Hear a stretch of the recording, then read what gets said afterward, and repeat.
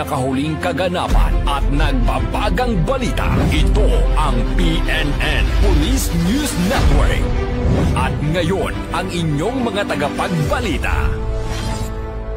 Magandang araw, Bagong Pilipinas. Ako ang inyong tagapagbalita, tagataguyod ng Balitang Police, NUP Loreto Bonifacio Concepcion.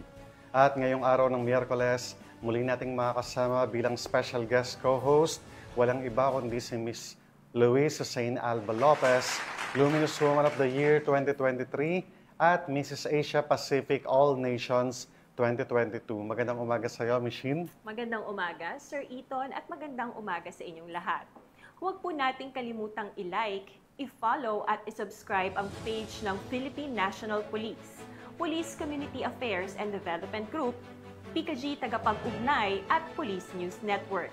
Kami po ay maghahatid sa inyo ng tamang balita, kwento ng pulis at serbisyo para sa